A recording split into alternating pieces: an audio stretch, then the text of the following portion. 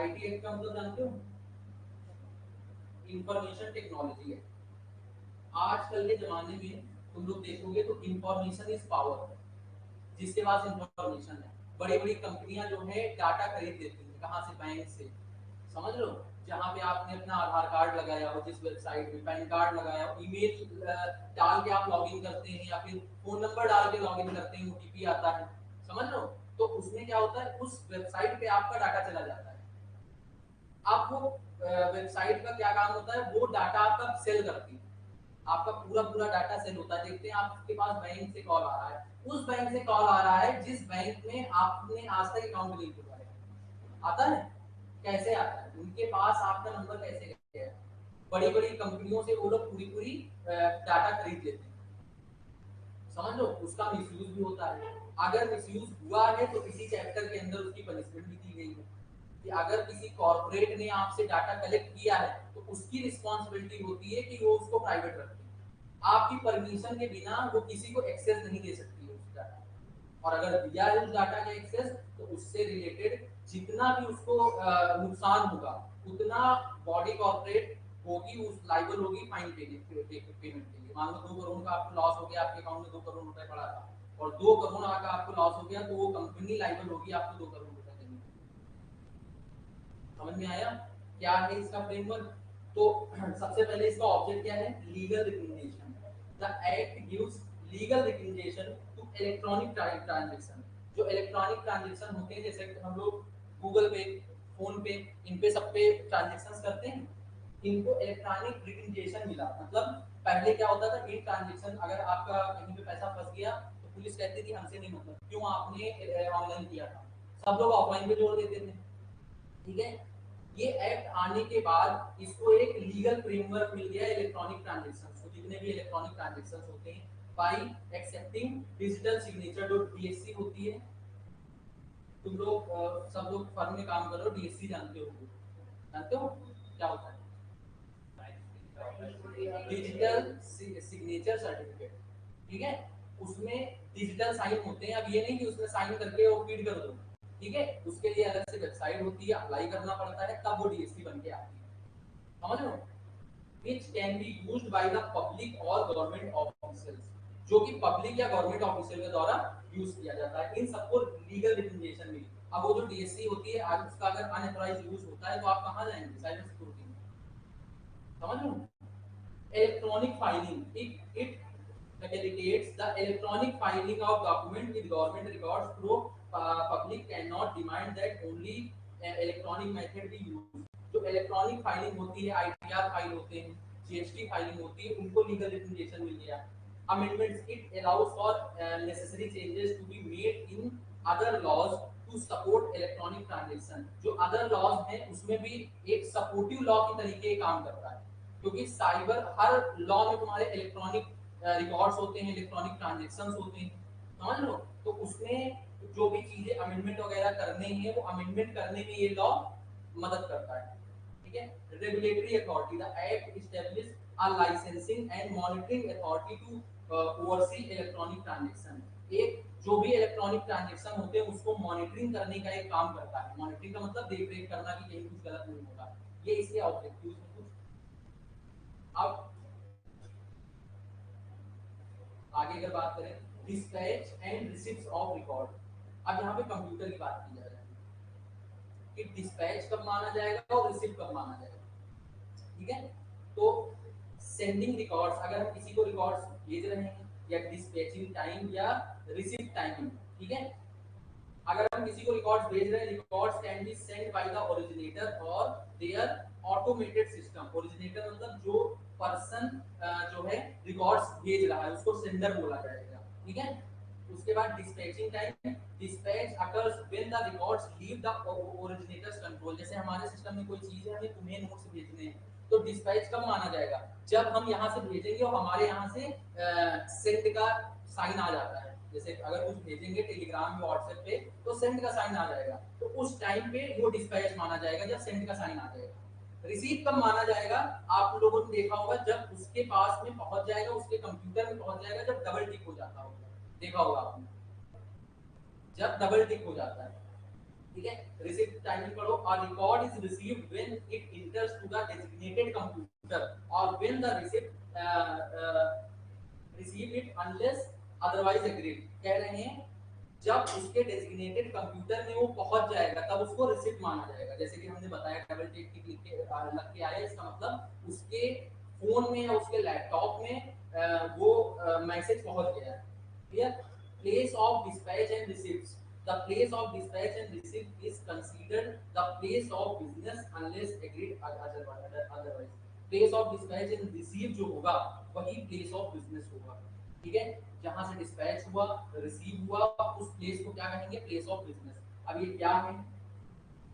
ये बताया गया है कि अगर कोई क्राइम वगैरह हो रहा है तो हम कब मानेंगे कि हमारे कंप्यूटर में कब निकली चीज, आपके कंप्यूटर में कब इंटर हुई, उससे रिलेटेड ये डाटा दिया गया है कि सेंडिंग रिकॉर्ड्स का क्या मतलब होगा, डिस्पैच टाइमिंग कब मानी जाएगी, रिसीव टाइमिंग कब मानी जाएगी। समझ रहे हो? कोई प्रॉब्लम है इसमें? सिंपल सा। अब इसमें अथॉरिटी होती है CCA, controller of certifying authority. ठीक है, CCA is appointed by the central government, ये सेंट्रल गवर्नमेंट के द्वारा अपॉइंट की जाती है to regulate supervise certifying authorities. ये सर्टिफाइंग अथॉरिटी होती है जो कि जो भी लॉ बनते हैं साइबर सिक्योरिटी से रिलेटेड उनको सुपरवाइज करती है। सुपरवाइज का मतलब देख रेख करती है। Clear? The CCA can interpret computer information for security and designate protected system। Information वगैरह कंप्यूटर की जो होती है उसको इंटरप्रेट करती है, इंफॉर्मेशन को, सिक्योरिटी को, मतलब लोगों को बताती है कि ये लॉ लिखा है इसका मतलब क्या है। समझ लो, क्योंकि बहुत सारे लॉ इसमें लिखे हुए हैं, ये बहुत बड़ा है, इंफॉर्मेशन टेक्नोलॉजी है, बहुत बड़ा है, अपने सिलेबस में बहुत कम दे रखा है। समझ लो, तो इससे रिलेटेड जो लॉज हैं वो उनको एक्सप्लेन करने का काम करती है। डिस्प्यूट है, हमको यही नहीं पता डीएससी क्या होती है, जब नई नई डीएससी आई थी तो डीएससी क्या होती है उससे रिलेटेड ये लोग पूरा एक्सप्लेनेशन लाए थे, what is DSC, how to apply DSC. समझे? तो वो सारे काम ही करती है CCA. Clear? licensing certifying authority issue digital signature certificate and follow CCA regulation। ये क्या करती है? लाइसेंसिंग करती है, सर्टिफाइंग। जैसे किसी ने डीएससी अगर अप्लाई किया है तो उससे रिलेटेड जो एक सिग्नेचर उसमें जाता है वो इनका भी जाता है सीसीए का, उसको चेक करने का वो एक वीडियो मैसेज जाता है, जो बनवाते हैं डीएससी वीडियो मैसेज जाता है, उस वीडियो मैसेज का वेरिफिकेशन होता है, वो वेरिफिकेशन सीसीए करता है, उसके ऑफिसर्स करते हैं। ठीक है, तो ये सीसीए क्या होता है? एक सेंट्रल गवर्नमेंट के द्वारा एस्टैब्लिश बॉडी होती है जो कि साइबर सिक्योरिटी से रिलेटेड जितने भी रेगुलेशन वगैरह हैं उनको सुपरवाइज करती है, देखती है। इससे रिलेटेड जो लॉज हैं उनको इंटरप्रेट करती है लोगों को, और क्या करती है? जो डिजिटल सिग्नेचर सर्टिफिकेट है, डीएससी वगैरह हैं, उनको एथोराइज करती है, सुपरवाइज करती है उनको। ठीक है, यहाँ तक कोई दिक्कत नहीं इसमें। पहला पॉइंट, हाँ हाँ, सर्टिफाइंग अथॉरिटीज ये सीसीए ही है कि रेगुलेट करना और इससे रिलेटेड जो लॉ बनाना, सुपरवाइज करना। समझ लो, सर्टिफाइंग अथॉरिटीज जो इससे नीचे वाली अथॉरिटीज है, समझ लो उनके बारे में यहाँ बात की गई, उनको समझाना, उनसे रिलेटेड जो लॉ बनाया है उसको इंटरप्रेट करना, सुपरवाइज करना उनको, क्योंकि मेन अथॉरिटीज में सीसीए है। ठीक है, हाँ, offences under IT act, information technology act. पढ़ो इसको एक बार, फिर समझ में आएगा।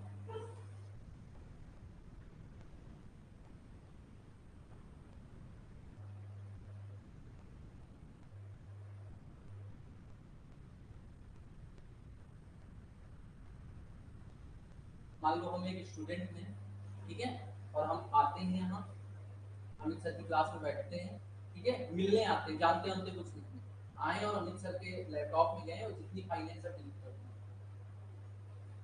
एक तरह का क्राइम हुआ, हुआ या नहीं हुआ?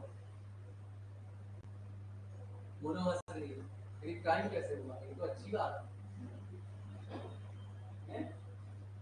Tampering with computer sources documents, altering का मतलब चेंज करना, डिस्ट्रॉइंग इंपॉर्टेंट कंप्यूटर रिकॉर्ड्स, समझ लो, या तो हैक कर ले हम, या तो फिजिकली फॉर्म में जाके किसी के कंप्यूटर से आप चीजें या तो अल्टर कर दें, चेंज कर दें। जैसे कि आपने देखा होगा थ्री इडियट्स देखी, उसमें उसकी स्पीच चेंज होती है।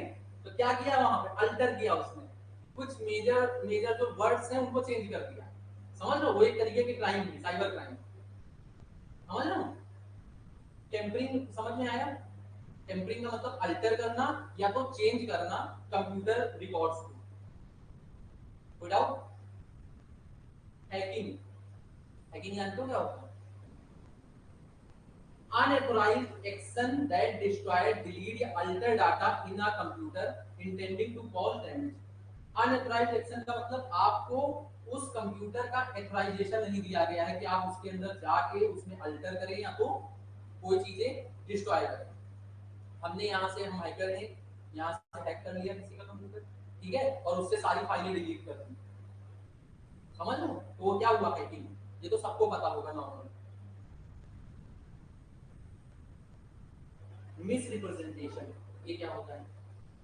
Provides false information to CCA.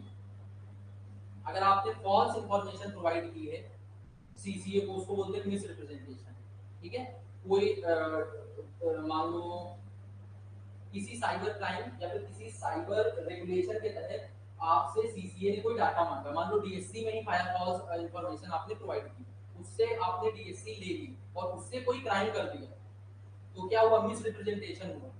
कि आपने मिस रिप्रेजेंटेशन करके झूठ बोल के कि हम फला फला पर्सन है और हमको डिजिटल सिग्नेचर चाहिए, और आपने ले लिया और वो डिजिटल सिग्नेचर लगा के आपने क्राइम कर दिया।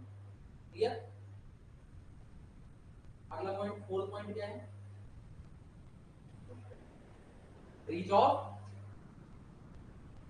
इसका क्या मतलब होता है? Violating the privacy of the individual sensitive data.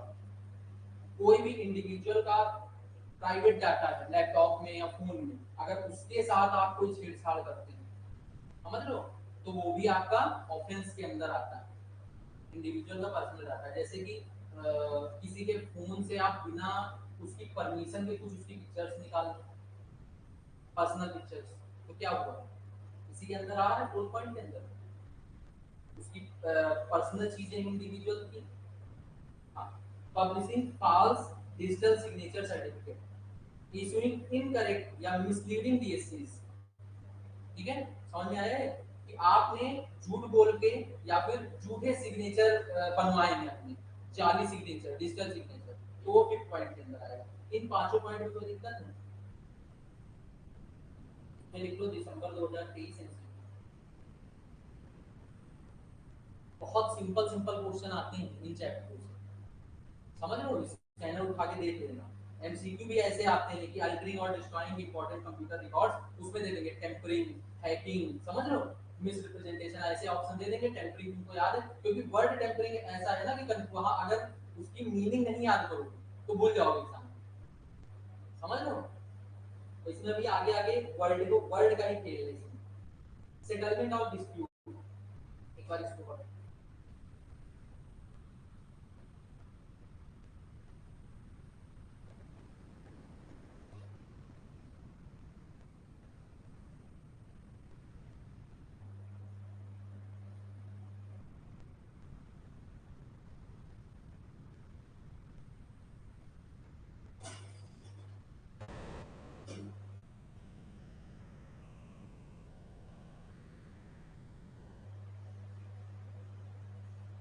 बढ़िया, कह रहे the central government has appointed AA executing authority. पूरी लॉ में एग्जीक्यूटिंग अथॉरिटी ये सब चीजें तुम सुनोगे, इनके बारे में तुमको पता होना चाहिए।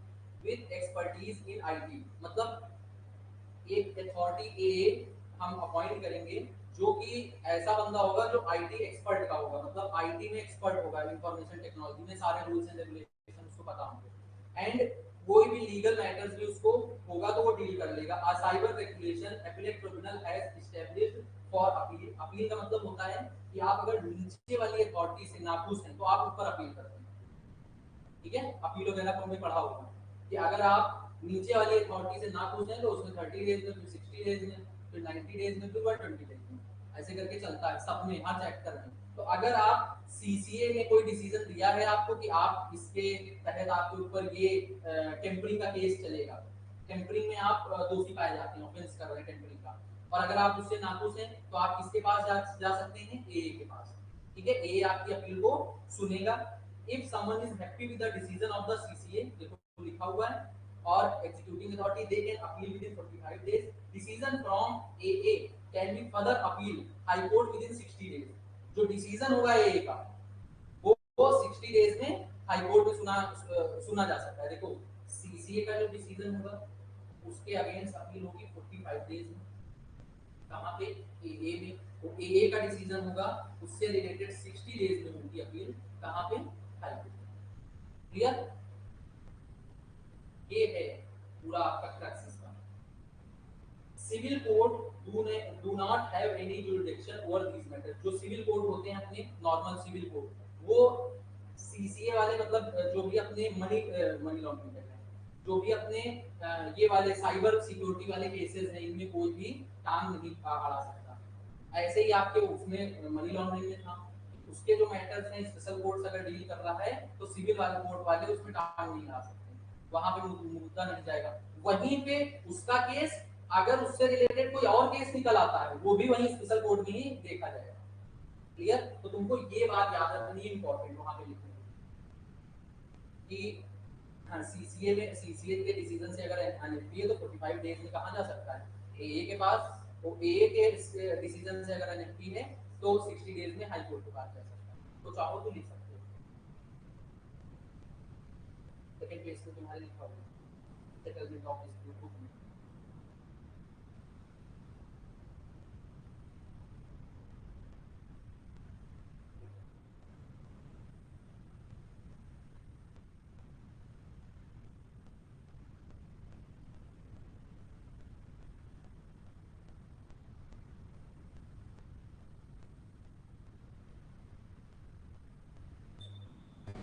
Information technology, reasonable security practices and procedure and sensitive personal data or information rule 2011। अब इसमें बताया गया इंफॉर्मेशन टेक्नोलॉजी, समझ लो यहाँ से नहीं स्टार्ट होगा। इसमें बताया गया है डाटा प्रोटेक्शन क्या है, डाटा प्रोटेक्शन से रिलेटेड लॉज इंडिया में क्या है, इससे रिलेटेड प्रोविजंस क्या है, पेनल्टीज क्या है, समझ लो what is data protection. Data protection refers to law and practices designed to minimize instruction into people's privacy caused by the collection, storage or sharing of personal information। कोई भी personal information collect करना, store करना, ठीक है, या फिर share करना, ठीक है, वो उसी को हम लोग डाटा प्रोटेक्शन बोलते हैं। The personal data includes any information that can identify an individual. Personal data क्या होता है, जैसे आपका आधार कार्ड हो गया, आधार कार्ड का थंब हो गया जो स्कैन करते हैं आप लोग, पैन कार्ड हो गया, कोई भी आईडी हो गई आपके, डीएनए रिपोर्ट हो गई, समझ लो जो डीएनए होता है वो भी आपका जो है पर्सनल डाटा है। आपकी कोई पिक्चर हो गई वो भी आपका पर्सनल डाटा है। ये सब यहाँ पे लिखा हुआ है कि आपका पर्सनल डाटा क्या होता है, डीएनए, फिंगरप्रिंट, समझ लो, नीचे अभी पढ़ो। अब data protection law in India, current status क्या है, India does not have any data protection law. The information technology act 2000 initially did not address data protection. पहले आईटी एक्ट 2000 में आ तो गया था लेकिन नाम का आया था, इसके अंदर कोई सेक्शन नहीं थे, इसके अंदर कोई कंटेंट नहीं था कि किन किन चीजों को डाटा प्रोटेक्शन बोला जाएगा और इससे रिलेटेड पेनल्टीज वगैरह क्या होंगी, ठीक है, केवल एक्ट आ गया था। इसका जब अमेंडमेंट हुआ 2008 में, इंट्रोड्यूस हुआ सेक्शन 43। 43 क्या होता है, अगर कोई बॉडी कॉर्पोरेट, हमने आपको बताया था, fails to protect sensitive personal data, body corporate मतलब कंपनी, जियो के पास आपका सबका डाटा है, जियो डाटा भेज दे आपका किसी को और उस कंपनी से सबके पास मैसेजेस जाएं और सब लोग उस लिंक पे क्लिक कर दें और सबका पैसा उड़ जाए, तो रिस्पांसिबल कौन होगा, जियो। तो सेक्शन 43 ए में बताया गया अगर कोई भी बॉडी कॉर्पोरेट आपसे सेंसिटिव पर्सनल डाटा लेता है तो उसको प्रोटेक्ट करने की जिम्मेदारी उसकी होती है। अगर वो फेल हुआ है प्रोटेक्ट करने से लिए तो लीडिंग टू हार्म, जितना भी उसको हार्म हुआ है किसको, इंडिविजुअल को, it can be held liable to pay damages to affected individual. जो भी वो अफेक्टेड इंडिविजुअल है उसको उतना डैमेज पे करना पड़ेगा। समझ में आया? आपका फोन नंबर, आपका ईमेल, आपका डीएनए, आपका आधार कार्ड अगर किसी के पास है, किसी बॉडी कॉर्पोरेट के पास है, और वो डाटा अगर आपको उसने बेच दिया और उससे आपको कोई डैमेज हो गया, तो उसके लिए वो बॉडी कॉर्पोरेट रिस्पॉन्सिबल होगी। कोई दिक्कत? 72A भी पढ़ लो यहाँ पे आकर। Punishment for disclosure information in violation of lawful contract can include imprisonment up to 3 years, fine up to 5 lakh या फिर बोल। कह रहे हैं अगर आपने डिस्क्लोज किया इंफॉर्मेशन, इसकी इसकी पेनल्टी है ये 72। अगर आप कॉर्पोरेट ने डिस्क्लोज कर दिया आपका डाटा, तो उसकी पनिशमेंट क्या है? 3 साल की जेल और 5 लाख रुपए फाइन, और या फिर दोनों चीजें हो सकती हैं। क्लियर? इसमें कोई दिक्कत? और ये इंपॉर्टेंट में आ जाता है, पेनल्टी चाहे एमसीक्यू आए चाहे 7 नंबर में क्वेश्चन है। हाँ, फाइन अप टू 5 लाख से, इसमें ध्यान देना जरा सा कि अप टू 5 लाख और 5 लाख में डिफरेंस है। अप टू 5 लाख मतलब 2 रुपए का भी फाइन लगा सकता है और 5 लाख तक का भी लगा सकता है। क्लियर? एमसीक्यू में कंफ्यूज कर देता है, अप टू लिखा होगा और 5 लाख लिखा होगा, ऐसे करके तुम 5 लाख याद करके गए हो। समझ रहे हो?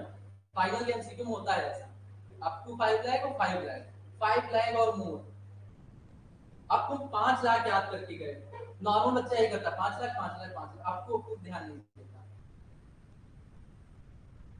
आपस में हाँ, यहाँ पढ़ रहे थे हम लोग। 43 which mandates responsible security practices for handling sensitive personal data। ये 43 में रूल बनाया गया कि सेंसिटिव पर्सनल डाटा अगर डिस्क्लोज किया गया तो क्या होगा। The related rules were established in 2011। जो इससे रिलेटेड रूल्स थे वो 2011 में, ये वाले जो रूल हैं ये 2011 में आए। Clear? Right to privacy in 2017 the supreme court of India declare the right to privacy as fundamental right. Right to privacy का मतलब है अगर किसी बंदे का पर्सनल डाटा है तो उसको ऐसा नहीं कि आप पब्लिकली डिस्क्लोज कर सकते हैं। Right to privacy supreme court ने किया कि सबकी अपनी एक पर्सनल लाइफ होती है, पर्सनल डाटा होता है, उसको आप शेयर नहीं कर सकते। ठीक है, ये सब बेकार है। जब बात रूल ये आया था 2011 में, तो शायद करेंगे थोड़ी बात। 11 अप्रैल 2011 में focuses on protecting sensitive personal data in India. Personal data को प्रोटेक्ट करने के लिए रूल लाया गया था। स्कोप क्या था? Rule apply to corporate bodies and individual located in India. जितनी भी कंपनीज इंडिया में थी और जितने में इंडिया में इंडिविजुअल थे, ये सब पे अप्लाई होता था। कौन सा? जो है 2011 में जो 11 अप्रैल को रूल आया था। ये आपका एमसीक्यू के लिए डेट इंपॉर्टेंट हो जाती है। सेंसिटिव पर्सनल डाटा क्या होता है? This include information like password, credit मतलब क्रेडिट कार्ड का पासवर्ड, डेबिट कार्ड का पासवर्ड या डिटेल्स, बायोमेट्रिक डाटा, बायोमेट्रिक जैसे थंब स्कैन, आई स्कैन, ये सब बायोमेट्रिक डाटा होता है, fingerprint and DNA and health information. Health information बहुत इंपॉर्टेंट है। कैसे?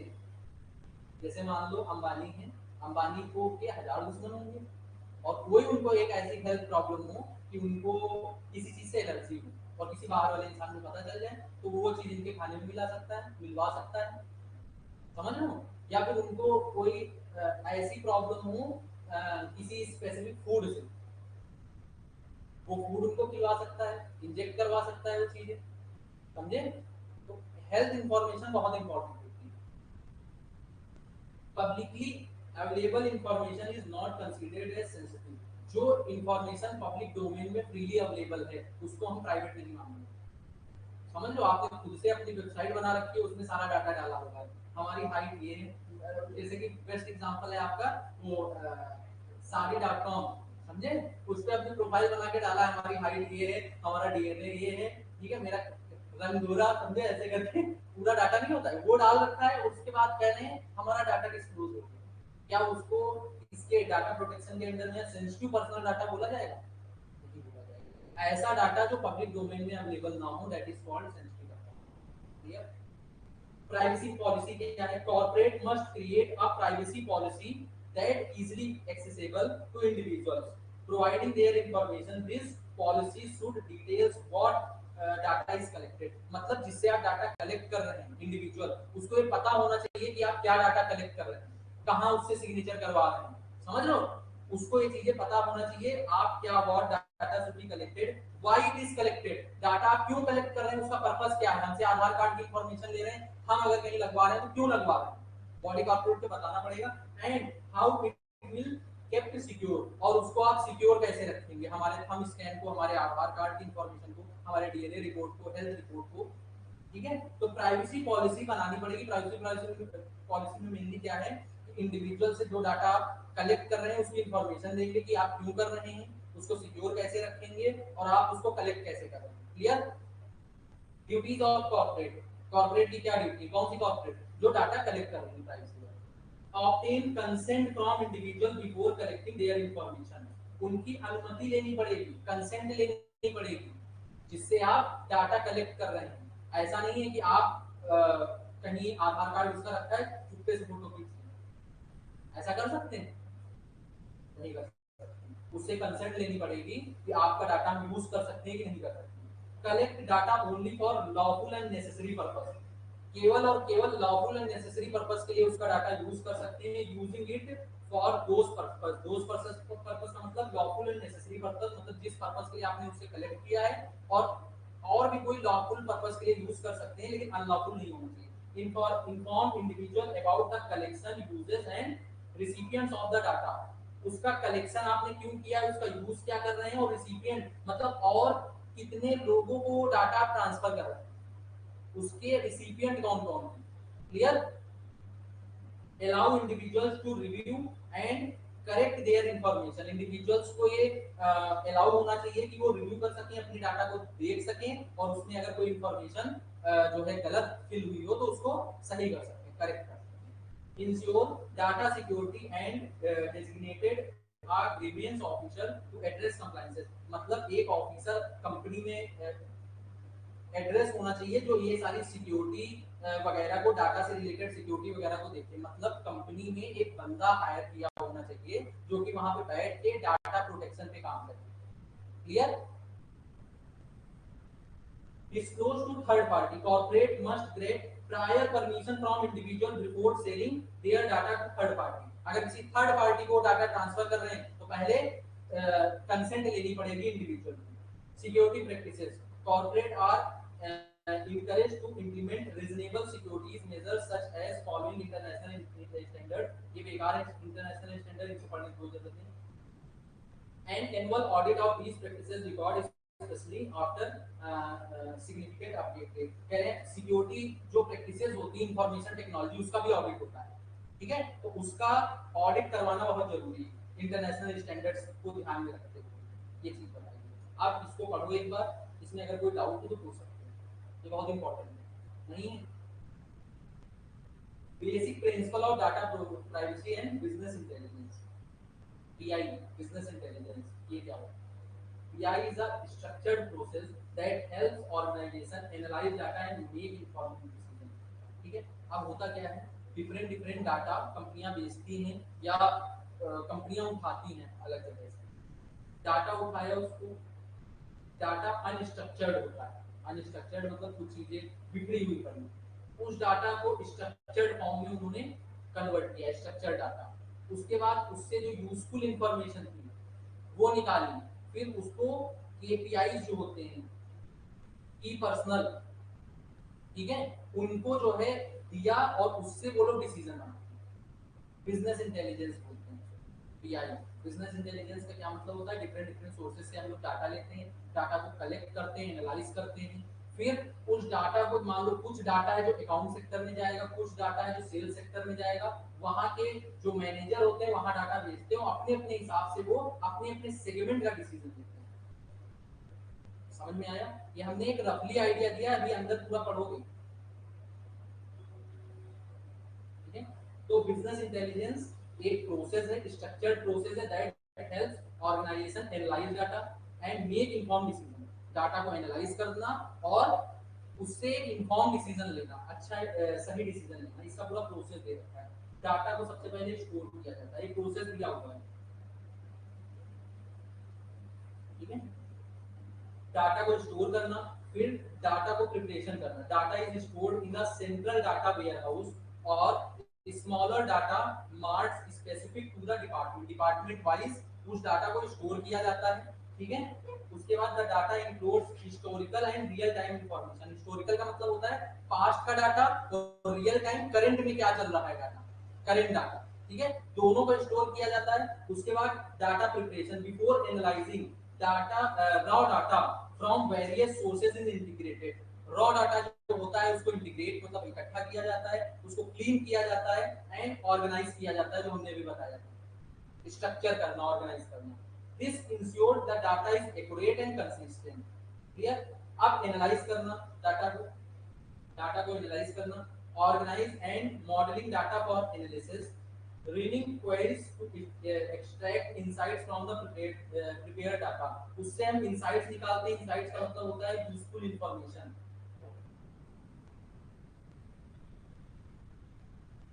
फिर उसके बाद उसका क्या होता है, डिस्ट्रीब्यूशन होता है। डिस्ट्रीब्यूशन लिखो केपीआईज को, की परफॉर्मेंस इंडिकेटर जो होते हैं, and finding are shared with the business users inform their decision. जो बिजनेस यूजर्स होते हैं, बिजनेस को जो चलाते हैं, ठीक है, उन तक हम ये डाटा पहुंचाते हैं। वो क्या करते हैं, वो इस डाटा से एक इन्फॉर्म डिसीजन बनाते हैं। अब देखोगे decision making, users leverage the insight gain to influence and drive business strength, है ना। यूजर्स क्या करते हैं, जो इनसाइट्स होती हैं उस डाटा की, उसको लेते हैं, उससे एक इन्फॉर्म डिसीजन बनाने की कोशिश करते हैं। सेल्फ सर्विस बीआई, इसको पढ़ो।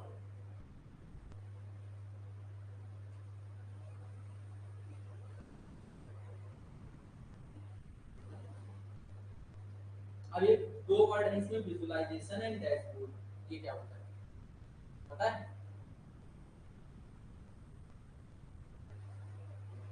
तुम लोगों ने वर्ड चलाया होगा इसमें, और एक्सेल चलाया होगा, चलाया है, ठीक है। तो ये जैसे टूल्स हैं, ऐसे ही विजुअलाइजेशन और डैशबोर्ड टूल हैं। क्या चीज करने के, एनालाइज करने के, चार्ट वाइज चीजें बना देते हैं। समझ लो, जैसे आपने डाटा डाला, वो आपने देखा होगा कई जगह पे बिजनेस के ऐसे ग्राफ बने होते हैं, समझ लो, एनालाइज करने के लिए ये ग्रोथ हो रही है, ये डिक्लाइन हो रही है, ऐसे करके, समझ लो। तो ये वाले ये आपके जो है,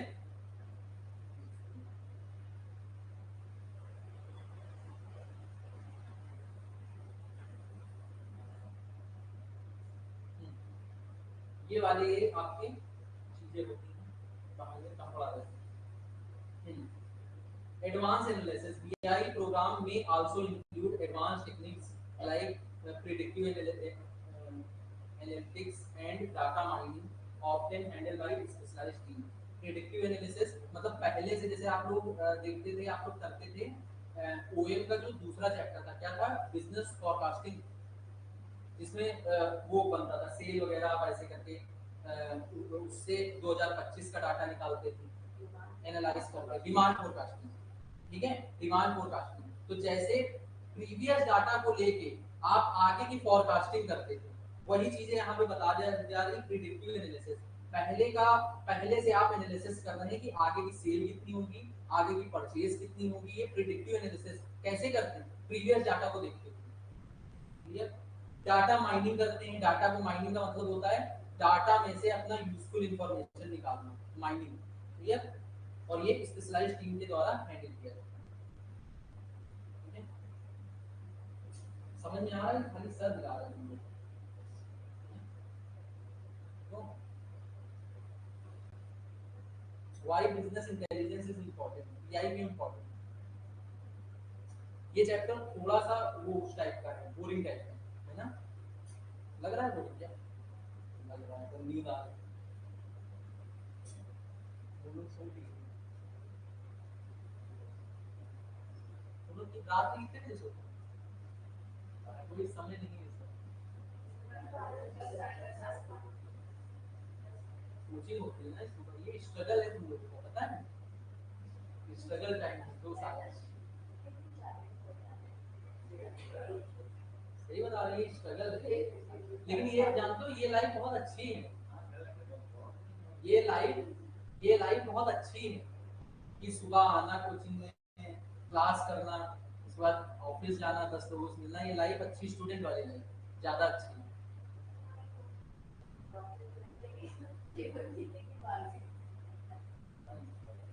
why business intelligence is important?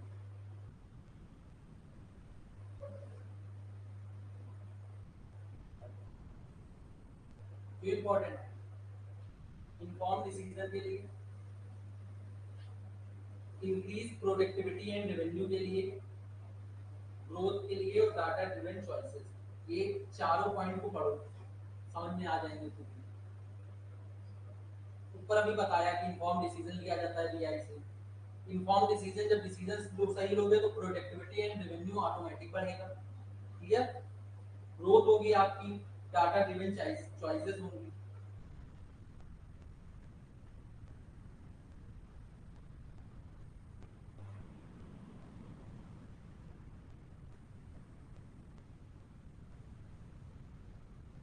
यही तक रखें आज के लिए क्या?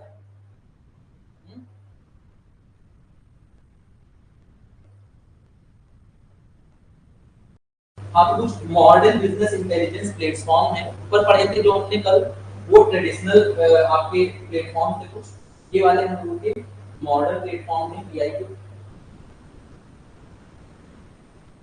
ठीक है, तो मॉडर्न बिजनेस प्लेटफॉर्म है आपके कुछ, जिसमें आता है डाटा विजुअलाइजेशन सॉफ्टवेयर। एक टूल्स होता है फॉर क्रिएटिंग चार्ट्स, चार्ट्स वगैरह इससे जो है बनते हैं, और इन्फोग्राफिक्स चार्ट्स बनते हैं, जो हमने बताया था चार्ट इस प्रकार की होती हैं, और ग्राफिक्स बनते हैं, जैसे कोई एक साइन बना दिया हमने, कोई एक पर्सन बना दिया, कार्टून बना दिया, ग्राफिक्स, ग्राफिक्स के जैसे इस समय चैट जीपीटी से ग्राफिकल फोटो लोग बना के अपलोड कर रहे हैं, उस तरीके की ग्राफिक एनिमेशन टाइप का, that makes data easy to understand. जैसे कि एक सब यहाँ पे थ्योरी लिखी हुई है, एक दो बंदे हमने बनाए हैं एग्जांपल के लिए, और ये दोनों बंदे एक क्वेश्चन कर रहा है और एक आंसर कर रहा है, समझ रहे हो? और आपको जो है ग्राफिकल फॉर्म में वो कॉन्सेप्ट समझाया जा रहा है, समझ में आ रहा है? तो इससे क्या होता है, अंडरस्टैंडिंग पावर बढ़ जाती है, वो जो टफ से टफ चीजें होती हैं वो इजीली आपके माइंड में बैठ जाती हैं। उसके बाद pi dashboards and report, feature for building dashboards report, score cards क्या होते हैं कि आपके यहाँ एम्प्लॉय था, एम्प्लॉय का पहले क्या परफॉर्मेंस था, पहले क्या स्कोर था, अब क्या स्कोर है उसका, मंथली उसकी पूरी चार्ट रिपोर्ट बनती है, स्कोर कार्ड बोलते हैं, that display the key performance indicators. की परफॉर्मेंस इंडिकेटर्स का मतलब हमारे ऑर्गेनाइजेशन में सारी चीजें तो ऐसी होंगी नहीं जो हमको 100% आउटपुट दे रही होंगी, सारे एम्प्लॉयज नहीं होंगे जो 100% आउटपुट दे रहे होंगे, कुछ ही एम्प्लॉयज होंगी, कुछ ही मशीनरी होंगी, कुछ ही लोग होंगे जो वहां पे की परफॉर्मेंस कर रहे होंगे, मतलब होलसोल उनके बिना कंपनी बंद हो जाएगी, उनके बिना बिजनेस बंद हो जाएगा। ठीक है, तो ये जो BI dashboard report and report होती है, ये हमको बताती है कि हमारे लिए क्या इंपॉर्टेंट है, और अदर मेरिट जो विजुअली चीजें होती है वो चीजें बताया जाता है। उसके बाद data story telling combines visual, जो विजुअल इफेक्ट होता है और टेक्स्ट होता है। इसका बेस्ट एग्जांपल है जो मीटिंग्स वगैरह होती है, मूवीज में देखा होगा, उनमें प्रेजेंटेशन देते हैं, पीपीटी बोलते हैं। ठीक है, पीपीटी में क्या होता है, आपका विजुअल्स भी होते हैं और टेक्स्ट भी होता है, दोनों चीजों को कंबाइन करके बनाया जाता है, और वो स्लाइड अपना बढ़ाते रहते हैं, और चीजें समझने में आसानी रहती है लोगों को जो मीटिंग्स में बैठे हैं। Create presentation for business users, business users के लिए जो है, अब ये चीजें अंदर पढ़ोगे तुम्हें इजी लग रही है, लेकिन ये नाम इनके भूल जाओगे कि अंदर इसके क्या आता है, ये चीजें बार बार पढ़नी पड़ेंगी, समझ लो। एग्जाम में अगर क्वेश्चन मॉडर्न करके आएगा कि मॉडर्न बिजनेस इंटेलिजेंस टूल्स बताओ, तो आप ये चारों लिखेंगे, समझ लो। अगला management tools, function for monitoring uses, आपके यहाँ जैसे रॉ मटेरियल है तो कितना यूजेस हो रहा है, कितना वेस्टेज हो रहा है, ये चीजें। ऑप्टिमाइजिंग परफॉर्मेंस, किसकी कितनी परफॉर्मेंस ऑप्टिमाइज कर पा रहे हैं, कि हमारे यहाँ वर्कर्स 80% कैपेसिटी पे काम कर रहे हैं, कुछ 70% पे, तो उनको 100% पे कैसे ले जाएं। ठीक है, ensuring security and managing business developments, business developments को मैनेज करें, जैसे कि जो चीजें हमारे यहाँ कमी है, किस वजह से 80% काम हो पा रहा है, 20% तो हम क्यों नहीं पूरा कर पा रहे हैं, वो सारी चीजें हम लोग देखेंगे। तो इनके मेनली नाम और इनके अंदर क्या होता है ये याद रखना, ठीक है। हाँ, एंटरप्राइज बिजनेस यूज केस, क्या क्या इसके बिजनेस बीआई के क्या क्या यूजेस होते हैं ये बताया गया है। एक इंटरप्राइज क्या क्या कहाँ कहाँ पे इसको यूज करती है, तो ये चीजें अगर तुम पढ़ोगे तो सब पर हम पढ़ बता चुके हैं तुमको कि कहाँ कहाँ यूज होता है बिजनेस की परफॉर्मेंस को मॉनिटरिंग करने के लिए, डिसीजन लेने के लिए, ठीक है, प्रोसेस को इम्प्रूवमेंट करने के लिए, अपने 80% कैपेसिटी काम कर रहे थे अब 100% से करवाना है, ऑपरेशनल इनसाइट्स लेने के लिए कि हमारे यहाँ ऑपरेशन चल रहा है तो ऑपरेशन धीमा क्यों चल रहा है, इनसाइट्स अंदर के कि क्या कमी आ रही है, वर्कर में कमी आ रही है या मशीनों में कमी आ रही है या जहां से हम रॉ मटेरियल मंगा रहे हैं वो हमें महंगा पड़ रहा है, ठीक है। उसके बाद ट्रेंड डिटेक्शन, ट्रेंड डिटेक्शन क्या होता है, अपने पैटर्न्स को देखना कि प्रीवियस ईयर से धीरे धीरे हमारा पैटर्न क्या चल रहा है परफॉर्मेंस का, ठीक है। ट्रेंड एनालिसिस जैसे वो सेकंड वाला चैप्टर था तुम्हारा डिमांड फोरकास्टिंग या बिजनेस फोरकास्टिंग कुछ भी कह सकते हैं। हमने देखा था वो बीकॉम वाली बुक में उसका जो लिखा है स्टैट्स बीकॉम में उसका नाम है बिजनेस फोरकास्टिंग और जो सीएमए वाली बुक में लिखा हुआ है उस चैप्टर का नाम है डिमांड फोरकास्टिंग, ठीक है। हम जब गुरुकुल में पढ़े थे ओएमएसएम तो बीकॉम वाली बुक से भी क्वेश्चन लगाए थे उसके, क्योंकि क्वेश्चन कम थे ना, 6-7 क्वेश्चन प्रैक्टिस में। ये चारों पॉइंट हो गए, इनको पढ़ लो, कोई डाउट हो तो पूछो। 1 मिनट आगे ज्वाइन कर लेना, नहीं तो सेव नहीं होगा।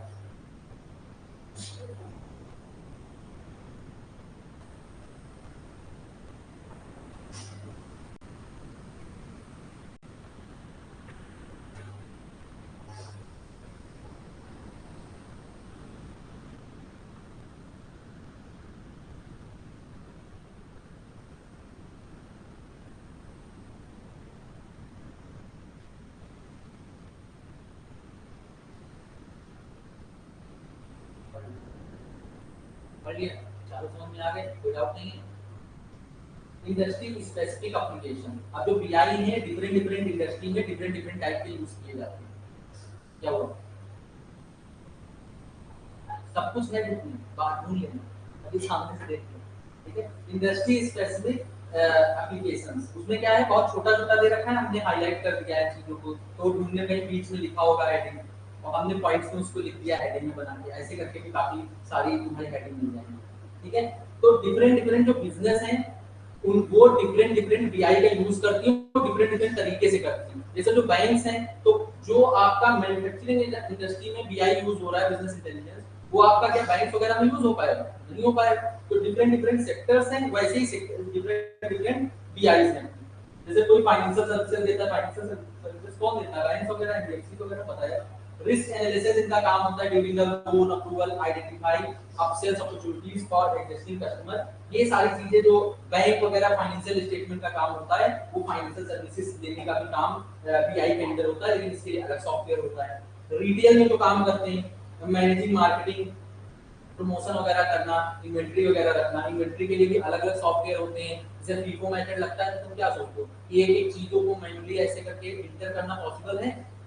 प्रीवियस ईयर का या प्रीवियस मंथ का डाटा डायरेक्ट कॉपी पेस्ट होता है, उसमें देखते हैं क्या चेंजेस आए हैं उनको फीड करते हैं। ऐसे ऐसे सॉफ्टवेयर होते हैं, जैसे टैक्स ऑडिट में कल बताया था हम, सॉफ्टवेयर पे भरते हो तो पिछले साल टैक्स ऑडिट हुआ है वो इंपोर्ट हो जाता है डाटा और उसमें जो चेंजेस करने होते हैं वो कर देते हैं। अगर पूरा फिर से करना पड़े एक टैक्स ऑडिट करने में आधे घंटे 1 घंटे, नए बंदे को तो 1 घंटे का समय लग जाए, जो स्किल्ड पर्सन है उनको भी आधे घंटे का समय लग जाता है, और ऐसे 15-16 मिनट एक टैक्स ऑडिट करने लगता है, क्योंकि जो बैलेंस शीट का डाटा होता है, पीएनएल का डाटा होता है, वही मेनली फिल करना पड़ता है, डेप्रिसिएशन वगैरह फिल करना पड़ता है, बाकी चीजें ऑटोमेटिक फिल होती हैं। कि किस इंडस्ट्री का था उसका एक कोड होता है अलग से, वो सारी चीजें ऑटोमेटिक वो इंपोर्ट कर लेता है, वैसे ही सब चीजें भी डिफरेंट डिफरेंट सॉफ्टवेयर आपकी चीजें 60 to 70% इजियर कर देते हैं। मैन्युफैक्चरिंग एनालाइजिंग प्लांट ऑपरेशन, अभी बताया था प्लांट के ऑपरेशन को एनालाइज करना कि किस कैपेसिटी के साथ काम कर रहे हैं। हमारी मशीन मॉडर्न है कि नहीं, दूसरे की मशीन मॉडर्न है, भी एक कमी हो सकती है कि वो ज्यादा प्रोडक्शन कर पा रहा है हमारा कॉम्पिटिटर और हम कम कर पा रहे हैं। Managing production and distribution, production and distribution को मैनेज करना। एयरलाइन एंड हॉस्पिटैलिटी इंडस्ट्री, जैसे हॉस्पिटल वगैरह में देखते हो उनका जीएसटी भी अलग होता है, उनका अकाउंटिंग स्टेटमेंट भी अलग होता है। मतलब देखोगे जो हॉस्पिटल वालों पे जीएसटी लगते हैं, एग्जाम्पशन वगैरह पढ़ा होगा जीएसटी में, हॉस्पिटल वालों के, हाँ हेल्थ केयर, हाँ हॉस्पिटलिटी मतलब होटल वगैरह में जो चीजें लगती हैं, तो होटल वगैरह के लिए अलग अपने सॉफ्टवेयर्स होते हैं। ट्रैक करना कैपेसिटी, प्राइसिंग, शेड्यूलिंग, शेड्यूलिंग का मतलब कस्टमर चेकिंग में, चेकआउट में सॉफ्टवेयर है उसमें सब दिखा रहा है, उसमें एक वार्निंग अलर्ट भी होता है किसी ने 10 बजे कल चेक इन किया है तो आज 11 बजे उसको चेकआउट करना है, तो हर इतने सारे रूम होंगे, इतने सारे जो है कस्टमर्स होंगे, तो सबका याद रख पाना मुश्किल है कि इनका रूम नंबर ये है और इससे हमें कल चेकआउट करवाना है। उस पर डेडलाइन नोटिफिकेशन टाइप कहा जाता है सॉफ्टवेयर पे, इनका टाइम ओवर हो गया है, कॉल कर दो, ऐसे करके सॉफ्टवेयर से। हेल्थ केयर का मतलब होता है हॉस्पिटल वगैरह में मेनली इनका जीएसटी वगैरह भी अलग होता है, अकाउंटिंग ट्रीटमेंट भी अलग होता है। जीएसटी का बहुत थोड़ा सा काम होता है, केवल अकाउंटिंग का मेनली काम होता है। तो इनके लिए जो इनके पेशेंट की केयर है उसको इम्प्रूव करना, ठीक है, जो चीजें इनके यहाँ जितनी कैपेसिटी पे काम हो रहा है उस कैपेसिटी को इम्प्रूव करना, ये सारी चीजें। एजुकेशन सेक्टर में स्कूल्स वगैरह में अलग अलग जो है सीट्स बनती हैं, अलग अलग बीआईयूज होते हैं स्टूडेंट की अटेंडेंस लेने के लिए, ठीक है, उनके फीस को रिकॉर्ड करने के लिए। उसमें भी एक ड्यू डेट होती है, पेमेंट डेट होती है। तो ड्यू डेट पे सारे जो है बच्चों को एक साथ मैसेजेस चले जाते हैं। देखा होगा कि स्कूल से कोई मैसेज आया तो क्या एक एक बच्चे को फोन पे मैसेज टाइप करके भेज रहे होंगे? सॉफ्टवेयर लगा हुआ है, तुरंत एक बटन दबाया, सबको मैसेज चला गया। ईमेल कोई भेजना है, कोई इंपॉर्टेंट मैसेज है तो सबको एक साथ ईमेल चला गया। ये सारे टूल्स लगाए हुए हैं। अब बिजनेस इंटेलिजेंस ट्रेंड्स, ये एक 2-4 लाइन की हेडिंग लिखी है, पढ़ लो इसको, इग्नोर भी कर सकते हो ट्रेंड्स की।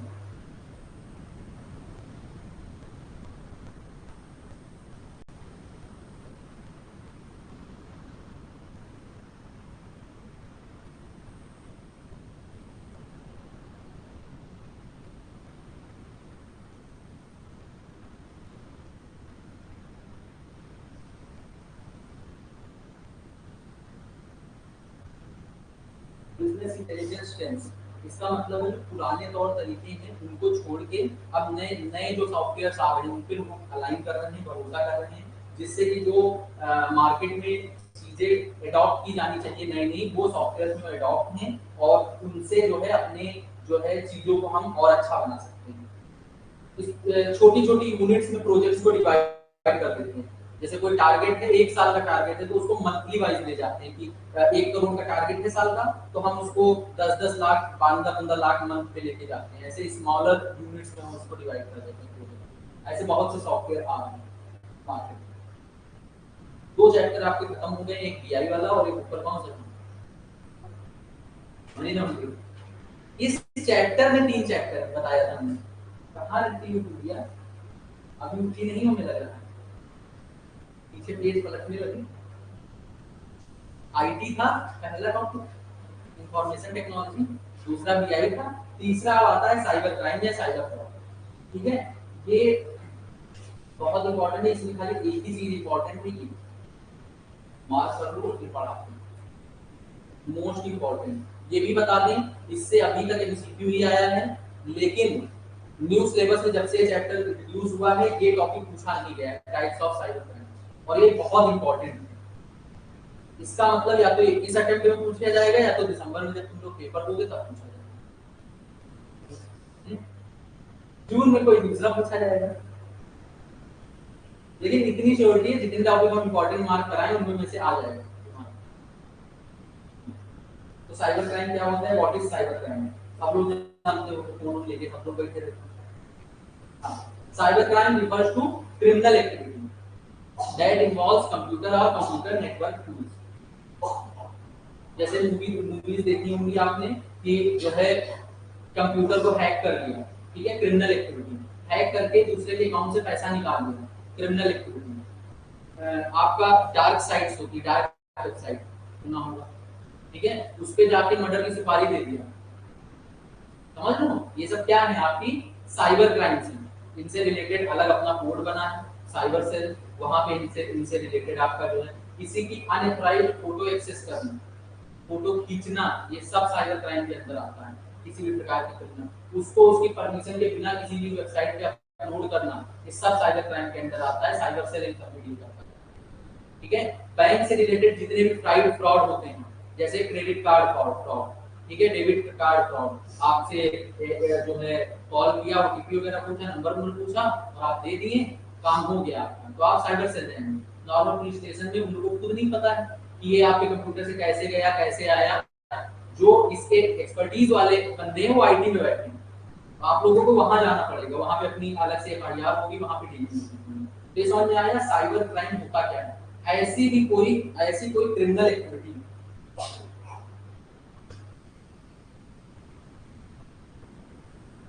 ऐसी कोई क्रिमिनल एक्टिविटी